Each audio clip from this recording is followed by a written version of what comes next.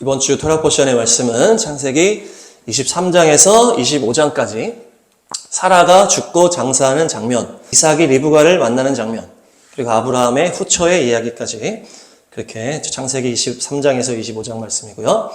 또 하프타라는 다윗 왕이 노년의 젊은 여인 아비삭이 섬기는 내용, 그리고 솔로몬이 왕이 되는 내용, 그리고 브리타다샤 신약 말씀은 요한복음 4장 사마리아 여인의 이야기입니다. 핵심 단어는 하예이 사라입니다. 자, 따라합니다. 하예이 사라. 네, 사라의 삶이다. 사라의 삶이다. 이런 의미가 있어요. 그리고 히브리 원어로 보면은 하이가 이제 히브리어인데요. 살아있는, 활력 있는, 목숨, 인생 이런 의미가 있어요. 그래서 이것은 또 하야, 히브리어 하야에서 나왔는데 이 하야는 살다, 호흡하다, 소생하다, 부활하다, 보존하다 이런 의미들이 있어요. 그래서 사라의 삶이다. 사라의 호흡이고 사라의 생명이고 사라가 또 교회와 연결이 되고 여러 가지 연결이 됩니다. 그래서 특별히 사라가 죽었을 때 표현이 되는 단어예요. 다음 말씀 보시면 창세기 23장 1절 2절 23장 1절 2절 시작. 사라가 127세를 살았으니 이것이 곧 사라가 누린 횟수라. 사라가 가나안 땅 헤브론 곧 기럇 아르바에서 죽음에 아브라함이 들어가서 사라를 위하여 슬퍼하며 애통하다가 127세로 사라가 아브라함보다 먼저 죽게 됩니다. 가나안 땅 헤브론에서 이렇게 죽는데요. 127세면 아브라함이 137세, 그렇죠? 아브라함이 10살이 더 많으니까 이삭은 37세인 거예요. 노년에 낳은 아들 이삭이 37세. 이삭이 37세에 어머니가 돌아가셨는데 저도 저희 어머니가 제가 37세에 소천하셨어요. 제가 이제 이삭이랑 비슷한데 사라가 이 죽은 시점을 성경 앞뒤로 살펴보면은 앞에 22장에 아브라함이 이삭을 바치려는 그 장면이 나오잖아요. 그래서 하나님께서 아브라함에게 이삭을 바쳐라. 사랑하는 아들 이삭을 바쳐라. 했더니 아브라함이 그것에 순종해가지고 그 모리아 산에 가서 이삭을 죽이려고 하는 순간에 하나님이 아브라함아 멈춰라 하면서 너가 나를 사랑하고 나를 경외하는 줄을 이제 알겠다 하면서 아브라함이 믿음의 시험을 돌파한 다음에 그리고 나서 사라가 죽는 장면이 딱 나오는 거예요. 그리고 그 다음을 또 보면은 어떻습니까? 이삭이 리브가와 결혼하는 장면이 이어지는 거예요. 아브라함이 이삭을 바치는 장면, 그리고 사라가 죽고 이 이삭이 리브가와 결혼하는 거예요. 그렇게 봤을 때 여기서 이 사라라는 인물은 누구와 연결이 되는 거예요? 아브라함이 이삭을 바치는 장면은 누구와 연결이 됩니까? 아브라함이 이 하나뿐인 이 아들 이삭을 바치는 것은 이 하나님 아버지께서 하나뿐인 아들 독생자 예수님을 이 십자가에 죽게 하는 그 장면과 연결이 되는 거잖아요. 그래서 아브라함이 이 이삭을 바쳤던 그 모리아산에 그 예수님의 십자가 그것이 세워지고 성전이 세워지는 것입니다. 그래서 하나님 아버지의 마음을 이 아브라함에게 나눠준 거예요. 네가 그 사랑하는 아들 이삭을 바칠 수 있겠냐. 그것이 바로 하나님 아버지의 마음이다. 나도 너희를 위하여서 이 아들 예수님을 십자가에 내어줄 것이다. 너희를 살리기 위하여서 이 아버지께서 예수님을 자기 아들을 죽음에 내던지는 것과 이 아브라함 이삭 사건이 연결이 된다는 것입니다. 그 이후에 이 아들 이삭이 리브가와 결혼을 하거든요. 이것은 바로 사도행전과 연결이 되는 거예요. 십자가 죽음 이후에 부활한 다음에 어떻게 연결이 됩니까? 교회가 탁 시작되잖아요. 교회는 주님의 신부요. 주님의 또 여자로 묘사하는 거예요. 그래서 이 아담과 하와, 이 하와는 넘어졌지만 성령님의 이 교회, 신부된 교회는 승리한다. 이렇게 하는 거예요. 그래서 이 이삭은 예수님과 연결이 되고 이 이삭이 리브가와 결혼했다는 것은 바로 예수님의 십자가 부활 이후에 교회 시대가 열렸다고 연결이 되는 것입니다. 할렐루야. 그 사라는 이스라엘 나라와 연결이 되고 이 사라의 죽음은 이스라엘의 죽음, 이스라엘의 때가 끝나고 교회의 때가 열리고 이방인의 때가 열리는 것과 연결이 되는 것이에요. 십자가 부활의 이후에 이방인의 때, 교회의 때, 선교의 때가 열리면서 어떻게 됩니까? 이스라엘 나라가 완전히 파괴되잖아요. 그래서 이스라엘 예루살렘 성전이 파괴되고 성벽이 파괴되고 완전히 그 유대인들이 전 열방 세계 가운데 뿔뿔이 흩어지게 됩니다. 그러면서 이 유대인의 때, 아브라함, 다윗, 예수님까지 오는 이 유대인의 때가 끝나고 이 교회의 시대, 이방인의 시대가 열리는 것이에요. 그러면서 예수님의 십자가 부활의 복음이 전 로마, 유럽, 미국, 아프리카, 남아메리카 쫙 퍼져나가는 것이 바로 그 이방인의 때요, 복음의 때인 것이에요. 그런데 이 복음의 때는 어떻게 됐습니까? 이스라엘 그 유대인 백성들이 열방에 흩어져가지고 그 유리 방황하면서 고생을 했던 거예요. 그러다가 이 1948년에 나라가 회복되면서 다시 유대인의 나라가 회복되고 다시 하나님의 이 백성이 회복이 되면서 이 마지막 때가 열렸다고 보는 것입니다. 할렐루야. 그 계시록 12장에 여자와 용의 이 환상이 나오는데 여자가 아들을 낳는 장면이 나오죠. 여자가 아들을 낳으려고 하니까 이 용이, 이 마귀가 말하는 이 용, 이 마귀가 그 아들을 삼키려고 막 했는데 그 여자가 아이를 낳자마자 아이가 하늘로 승천해버려. 이 아이가 바로 예수님을 말하는 거예요. 예수님을 낳으면 마귀가 먹어버리려는데 예수님이 승천해버리고 그 여자, 예수님을 낳은 이 여자를 이 용이 막 공격하거든요. 이 용이 공격하는 이 여자가 바로 이스라엘 유대인 민족을 말하고 이스라엘 나라를 말하는 것이에요. 그래서 여기서 유대인의 때가 끝나고 이방인의 때가 리브가의 결혼과 연결이 되는 것입니다. 다음 말씀 보시면 창세기 24장 60절 시작. 리브가에게 축복하여 이르되 우리 누이여 너는 천만인의 어머니가 될지어다. 내 씨로 그 원수의 성문을 얻게 할지어다. 아멘. 이제 리브가가 결혼을 할 때 이 축복을 하는데요. 이 아버지가 축복을 하는 게 아니고 이 리브가의 오빠와 엄마가 둘이서 축복을 해요. 오빠와 엄마가 둘이 같이 축복을 해요. 한 명이 보통 성경에서 축복을 하잖아요. 근데 여기서는 오빠와 엄마가 동시에 축복을 하는 거예요. 그래서 다음 보시면 이 부두엘은 아빠의 이름인데 이 부두엘은 하나님의 사람이라는 뜻이에요. 그리고 이 어머니는 이름이 안 나오는데 이름 밀가입니다. 밀가. 이 밀가는 히브리어 멜렉, 왕에서 나온 의미예요. 이 밀가라는 이름은 왕이라는 의미예요. 그 라반은 이 오빠 이름은 라반인데 라반은 하얗다, 하얗게 하다 이런 의미가 있어요. 깨끗게 하다 이런 의미가 있는 거예요. 그래서 지금 아버지, 어머니, 아들 이렇게 나오는 거예요. 아버지, 어머니, 아들이 있는데 아버지가 축복을 안 하고 어머니와 아들이 지금 이 딸을 축복하는 거예요. 뭐라고 축복하는 거예요? 너는 천만인의 어머니가 될 것이다. 천만인의 어머니가 될 것이다. 이것은 바로 이 열방의 복음이 흩어지면서 이방인 안에서 놀라운 부흥의 역사, 구원의 역사가 일어날 것을 선포하는 것이에요. 천만인의 엄마가 될 것이다. 그래서 우리가 교회라는 것은 뭡니까? 사람을 낳아가지고 이 성도들을 낳아서 이것을 잘 자라게 하는 거예요. 엄마가 잘 자라게 하는 거잖아요. 그것처럼 너는 천만인의 어미가 될 것이다. 너를 통해서 복음이 열방을 향해서 흘러갈 것이다. 그리고 네 씨가 원수의 성문을 차지한다는 것은 뭡니까? 네 씨, 바로 예수님. 이 계보로 오신 예수님의 이 성령님께서 어떻게 해요? 교회를 통해서 그 모든 원수의 성문을 다 차지하는 거예요. 그래서 로마 제국이 복음 앞에 무너지고 유럽 땅이 복음 앞에 무너지고 저 열방이 다 예수님의 복음 앞에 무너지고 마귀가 다 잡고 있었죠. 열방 모든 나라에 복음이 없었고 하나님의 역사를 모르는 그 마귀가 잡고 있던 성에 예수님의 복음을 가진 성령의 사람들이 가서 복음을 증거함으로 그 원수의 성문을 차지한다. 이것이 바로 이 예언인 거예요. 이 리브가가 결국 교회, 이방인의 교회를 통해서 열방을, 온 세계를 예수님께서 성령을 통해서 구원하겠다고 하는 그 약속의 말씀이 이 리브가가 받은 축복이라는 것이에요. 할렐루야. 특별히 리브가는 붙들어 매다 이런 의미가 있어요. 다 보시면 붙들어 매다. 오직 성령님만 의지하는 거예요. 오직 예수님만 의지하는 것이 바로 이 교회. 오직 예수님만 의지하시기 바랍니다. 예수님 의지해서 이 예수님과 함께 붙들려가지고 나가는 거예요. 그래서 어떻게 하는 거예요? 야라시. 그 성문의 그 원수의 그 정복된 것을 빼앗아 버리는 거예요. 원수가 누구를 잡고 있을 때, 누가 포로를 잡고 있을 때, 누가 막 공격하고 있을 때 이것을 빼앗아 버리는 거예요. 마치 이 포로를 부모님이 만약에 아들이 포로 잡혀갔어. 그러면은 이 포로를 부모가 가가지고 원수를 때려버리고 이 포로를 구출하는 것과 똑같은 얘기예요. 그래서 세상이 다 하나님을 모르고 예수님을 모를 때에 원수 마귀의 손에서 건지는 것이 바로 교회가 할 일입니다. 할렐루야. 그래서 우리가 예수님만을 붙들고 이 열방의 모든 믿지 않는 자들 가운데 그들을 구원해내는 마귀가 붙들고 사람들을 구원하시길 바랍니다. 우리 가족, 친척, 이웃들을 예수님의 품 안으로 구출하는 그것이 교회의 사명이에요. 특별히 뭡니까? 이 이방인의 교회가 시작되기 위해서는 누가 죽어야 되는 거예요? 이 이스라엘이 죽어야 되는 거예요. 이스라엘의 때가 끝나야 되는 거예요.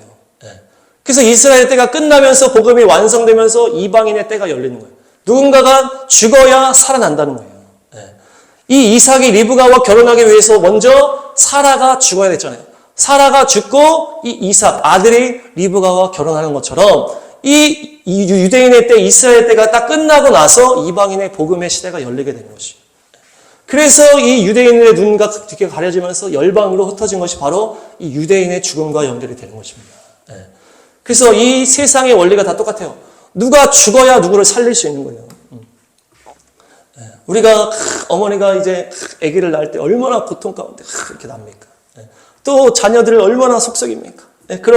그것을 엄마가 이걸 감당을 하잖아요. 그래가지고 내가 죽고 네가 살아라 그러잖아요. 어머니들이 자녀를 키울 때 내가 죽고 네가 살아라. 그거랑 영적 원리라는 게 예수님이 죽어야 우리가 살았던 거예요. 예수님이 나를 대신해서 죽으신 것이 바로 십자가와 부활이잖아요. 그것이 바로 이 사라가 이제 죽고 이삭이 결혼하는 것과 연결이 되는 것이에요. 재미있는 거는 저와 우리 사모가 결혼을 하는데 저희가 좀 늦게 결혼했어요. 나이 먹고. 근데 저는 어머니가 소천하셨어요. 그리고 사모는 아버지가 소천하신 거예요. 그리고 나서 우리가 만나서 결혼을 하게 됐어요. 그래서 이 하나님의 이제 때가 있다는 거예요. 이 다음 세대가 있다는 거예요. 그래서 우리 어머니가 돌아가시고 우리 아버지가 돌아가시고 나서 결혼이 이루어졌다는 거예요. 이것처럼 죽고 누군가 죽어야 살아난다. 그것이 미랄에 하나의 밀이 땅에 떨어져 죽어만 봐라 많은 열매가 맺느니라. 그것이에요. 창세기 24장 67절.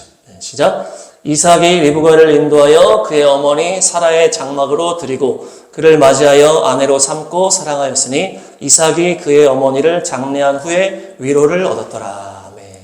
이삭이 리브가를 만나서 이 어머니의 이 죽은 이후에 마음의 위로를 받았다는 거예요. 그래서 저희 어머니가 소천하신 다음에 목사님이 오셔가지고 장례 예배를 드릴 때 이 말씀을 선포하셨어요. 우리 의준이가 어머니가 소천하셨지만은 이제 귀한 처자를 만나 결혼할 것입니다. 일단 선포하시고 제가 1년 후에 결혼하게 된 거예요. 뭡니까? 사라가 죽어야 리브가가 들어온다. 그렇게 된 그것이 바로 생명의 원리다. 다음 말씀 보시면 창세기 23장 9절 10절. 창세기 23장 9절 10절. 시작. 그가 그의 반머리에 있는 그의 막벨라 꿀을 내게 주도록 하되 충분한 대가를 받고 그 꿀을 내게 주어 당신들 중에서 매장할 소유지가 되게 하기를 원하노라 하매. 10절. 에브론이 헷족 속 중에 앉아 있더니 그가 헷족 속 곧 성문에 들어온 모든 자가 듣는 데서 아브라함에게 대답하여 이르되. 아멘.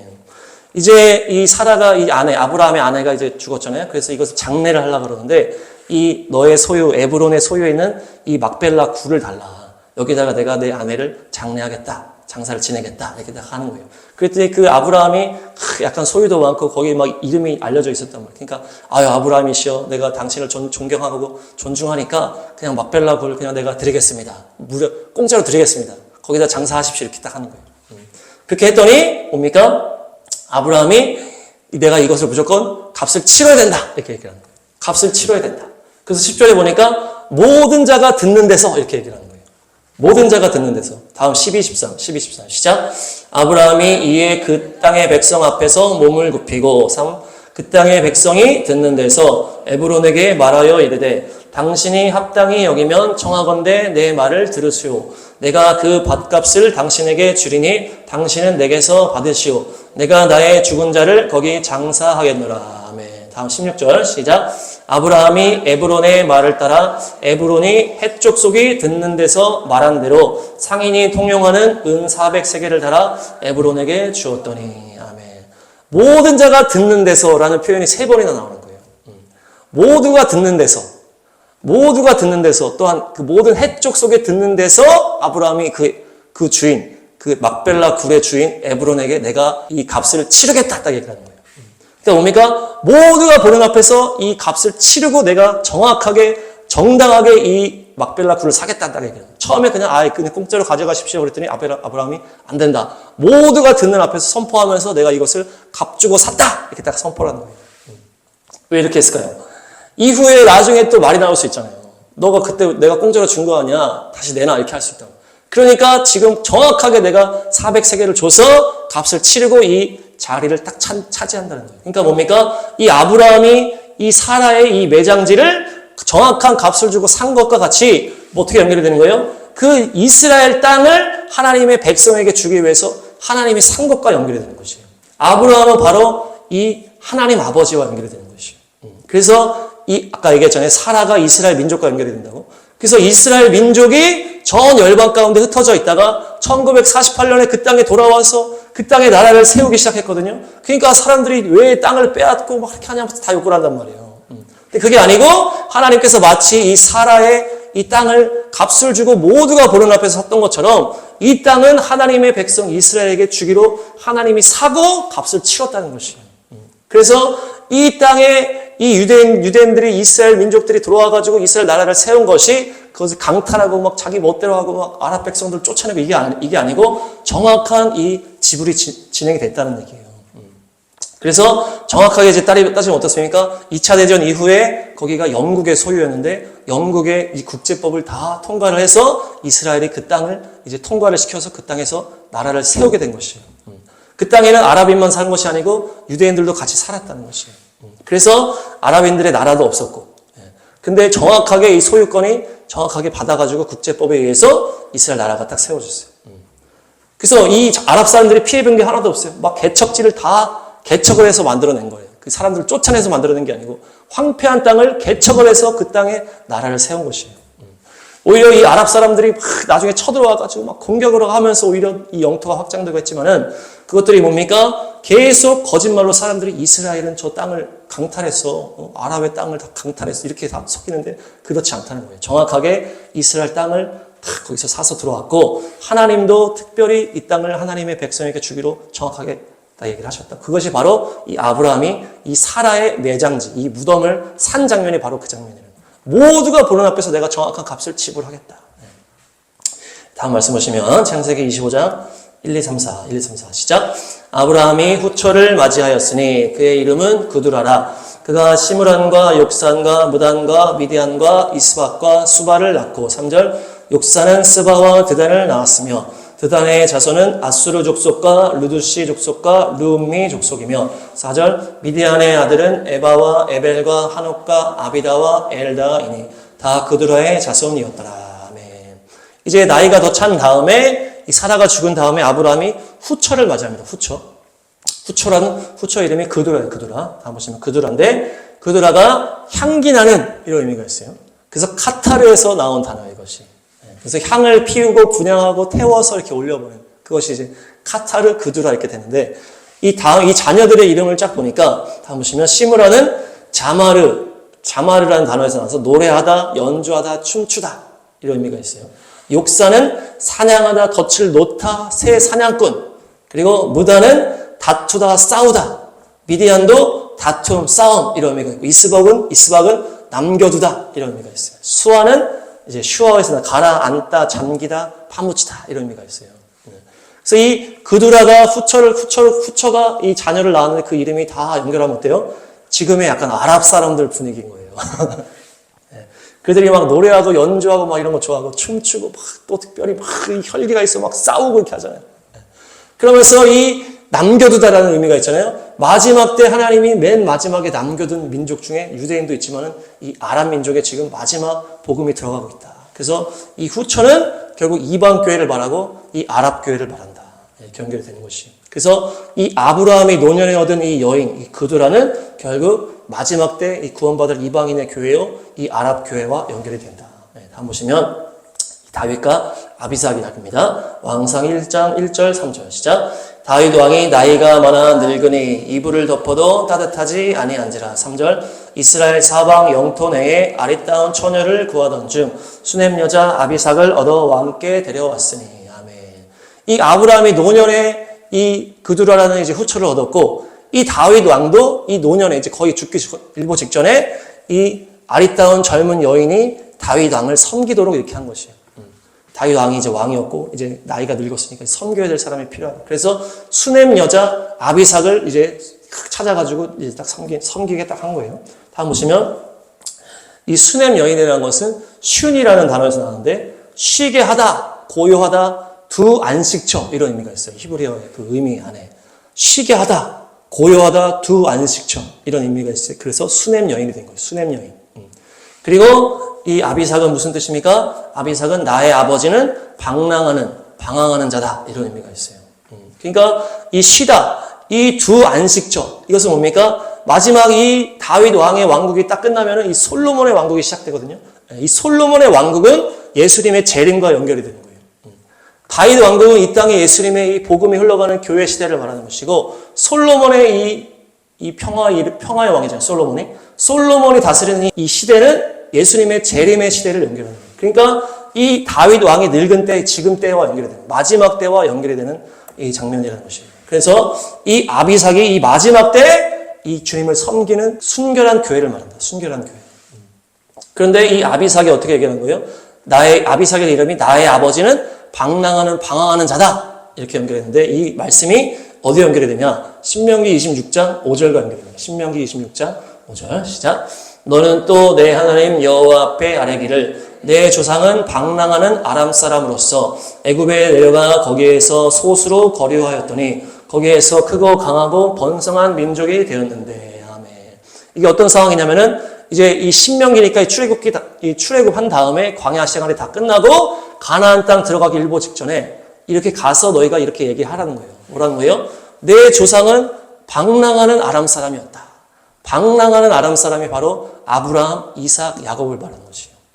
그러니까 어디에 정착해서 사는 게 아니고 양을 치면서 돌아다니는 사람 말하는 거예요. 그런데 우리가 애굽에 들어가서 조금밖에 없었는데 하나님이 축복해 주셔가지고 늘어나서 민족이 돼서 출애굽한 다음에 이 가나안 땅에 지금 민족으로 나라로 들어간다 하면서 얘기를 할 때 주님께서 우리가 방황하는 그런 작은 존재들이었는데 우리를 완전히 민족으로 바꿔주셨다 이렇게 하면서 이렇게 나오는 거예요. 그러니까 한마디로 뭡니까? 우리의 아버지는 이 아브라함, 이삭, 야곱의 아버지라는 거예요. 그래서 우리는 아브라함, 이삭, 야곱의 자손이다 이런 말이고, 또한 이것은 우리는 연약한 자입니다 이런 의미가 있어요. 우리는 세상에 갈 길이 없이 방황하고 헤매는 그런 삶을 살다가 하나님이 나를 택하사 예수님을 알게 하시고 어둠과 죄악의 사슬을 끊어주시고 구원케 하셔서 나를 강건한 자로, 주님을 예배하는 자로, 민족과 같은 강력한 자로 구원해 주셨다라고 하는 것이에요.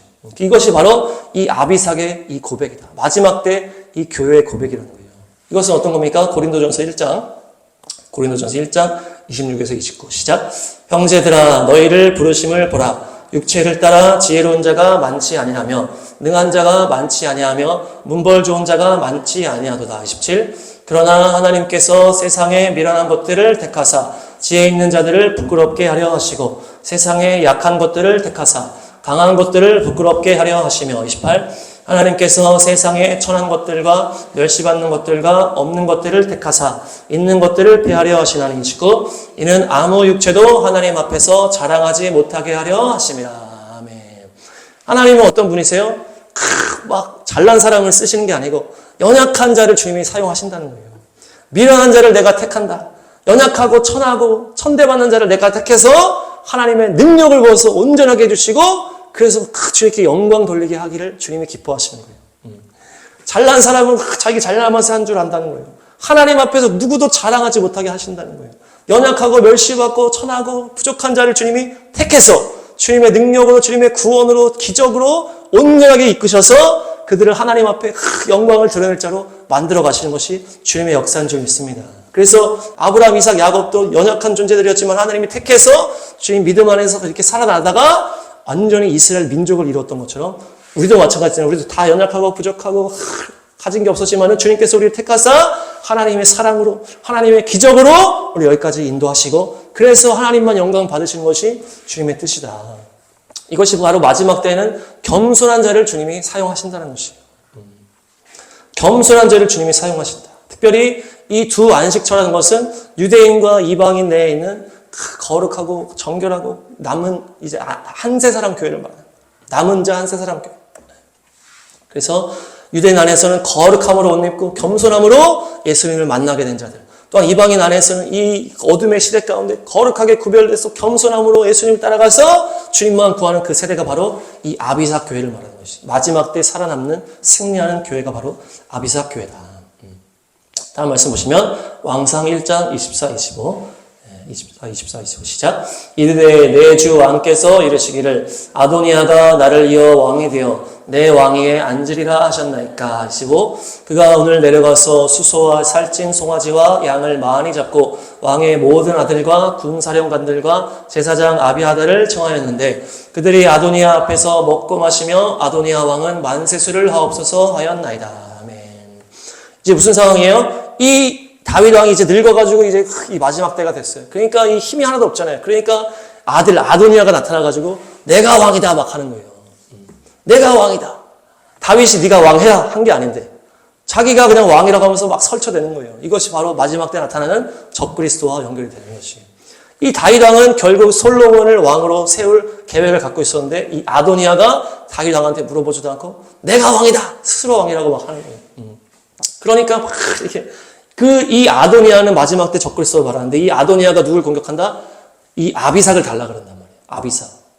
다윗 왕이 돌아가신 다음에 이 섬겼던 젊고 예쁜 이 아비삭 이거를 달라 이렇게 얘기한단 말이에요. 그것이 바로 뭐와 연결되는 거예요? 이 마지막 때 적그리스도는 누굴 공격한다? 순결하게 준비되는 이 겸손한 마지막 때 교회를 공격한다는 것입니다. 그렇게 해서 이 아도니아가 이 아비삭 교회를 공격을 하는 거예요. 그렇게 했지만은 끝까지 이제 주지 않고 결국 이 심판받고 솔로몬 왕이 죽여버리는 거예요. 그러니까 이 아비삭은 결국 이 마지막 때 순결한 교회가 되는 것이다. 그래서 그것은 유대인과 이방인 안에서 거룩하게 구별된 자를 한세 사람 교회를 말하는 것이다. 그것이 바로 아비삭이다. 다음 말씀 보시면 요한복음 4장 12, 13, 14 시작. 우리 조상 야곱이 이 우물을 우리에게 주셨고 또 여기서 자기와 자기 아들들과 짐승이 다 마셨는데 당신이 야곱보다 더 크니까 13 예수께서 대답하여 이르시되 이 물을 마시는 자마다 다시 목마르려니와 14 내가 주는 물을 마시는 자는 영원히 목마르지 아니하리니 내가 주는 물은 그 속에서 영생하도록 솟아나는 샘물이 되리라. 아멘. 이 사마리아 여인도 이 북이스라엘 출신의 이 이방인 교회를 말하는데요. 그래서 이 마지막 때 이방인 교회에서 중요한 거 뭡니까? 이 사마리아 여인이 우리 조상 야곱이다 이렇게 얘기한다는 거예요. 우리 조상 야곱의 우물을 여기서 내가 예배에 대해서 막 사모함으로 기다리고 있다가 예수님을 만난 거예요. 그러니까 이 사마리아 여인은 북이스라엘 출신의 이방인 교회와 연결되는 이 여인인데 우리의 조상은 야곱이다 이렇게 얘기하는 거예요. 우리는 야곱의 자손이다. 그러니까 이 야곱의 자손이라는 것이 이 이스라엘이 우리의 이제 모태다 이렇게 얘기를 하는 것이에요. 야곱의 자손이 이스라엘 민족이 됐기 때문에. 근데 지금 교회들은 뭐라고 말하는 거예요? 카톨릭이 우리 교회의 모태다 이렇게 얘기를 하는 거예요. 카톨릭이 우리 아버지 교회다. 카톨릭이 썩어가지고 뭡니까 면제부 판매한다고 하면서 그렇게 하면서 완전히 타락해가지고 나와서 이제 개신교 이제 프로테스탄트 해가지고 거룩한 말씀으로 돌아가자 해가지고 이 교회가 시작이 됐잖아요. 근데 지금 뭐라는 거예요? 우리 교회 이 모태, 우리 교회 아버지 세대는 카톨릭 교회다 이러면서 계속 카톨릭이랑 하나 되려고 한다는 거예요. 근데 그것이 아니고 우리의 모태는 어디라는 거예요? 이스라엘 민족이라는 거예요. 이스라엘 민족. 그래서 구약의 모든 것들이 그 유대인 교회라는 거예요. 유대인 교회. 우리의 조상은 야곱이다. 이 사마리아 여인이 내 조상은 야곱이라고 얘기하는 건 뭡니까? 우리의 이 시작점은 이 이스라엘 교회라는 거예요. 이스라엘 교회. 그래서 이 유대적 뿌리를 기억하는 것이 이방인 교회라는 것이에요. 그래서 우리 이방인 교회들은 우리의 그 모태가 이 카톨릭이다 이렇게 하면 안 되고 이거는 우상숭배로 바뀌었기 때문에. 그래서 우리의 모태는 그 구약 성경을 예수님의 복음을 완성한 이스라엘의 그 모든 시간들이 우리의 모태라는 것이에요. 그것을 고백하는 것이 바로 야곱이 우리의 조상이다 얘기하는 것과 연결이 된다는 것입니다. 할렐루야. 마지막 요한복음 4장 22절 시작. 너희는 알지 못하는 것을 예배하고 우리는 아는 것을 예배하노니 이는 구원이 유대인에게서 남이라. 아멘. 지금 사마리아 여인이 이 사마리아입니까? 예루살렘입니까? 뭡니까? 이방인이니까 유대인입니까? 이렇게 하니까 예수님이 구원이 유대인에게서 나왔다. 예수님이 유대인의 왕이잖아요. 그래서 이 십자가 복음의 완성이 유대인에게서 시작됐다는 것을 예수님이 딱 얘기해 주시는 거예요. 그러니까 우리의 이 구원의 뿌리가 이 유대인 안에 있다는 거예요. 유대인의 왕이신 예수님이 우리의 구원의 뿌리인 줄 믿습니다. 그래서 사라의 생명은 바로 이스라엘의 이 생명이 회복이 되는 것이에요. 우리의 뿌리가 저 구약 성경 이스라엘의 이 시간 안에 있었구나. 그래서 예수와의 진짜 모습을 찾아가는 것이 바로 하예이 사라의 결론이다. 정리하겠습니다. 하예이 사라는 사라의 삶이다. 사라의 생명이다. 그래서 사라의 생명이 다 했다고 하면서 이제 이야기가 시작되는데 사라가 죽고 나서 이삭 아들이 리브가 신부를 맞이하게 된다. 그래서 예수님과 연결되는 것이 이삭이요 리브가가 이 교회의 시대를 말하는 것이다. 결국 이 사라는 이스라엘과 연결이 되고 이 사라가 죽어야만 이방인 교회가 시작이 되는 것이다. 결국 예수님의 복음은 뭡니까? 한 알의 밀알이 죽어야 많은 열매를 맺는 것이다. 또한 이 사라의 매장지를 뭡니까? 이 아브라함이 모든 자 앞에서 공표한 거예요. 내가 이것을 정당하게 주고 샀다. 그러니까 모든 핵족속 앞에서 나는 정당하게 이걸 주고 샀다 하면서 이 땅의 주인이 하나님의 이 자손인 이스라엘 백성이다. 아브라함의 자손이 이 땅의 주인이다라는 것을 만방에 선포하는 것이다. 또한 아브라함의 노년에 이 후처 구두라를 얻었는데 이 구두라는 이방 교회를 말하고 특별히 이 아랍 교회를 말한다. 마지막 추수되고 있는 이 아랍 교회를 말한다.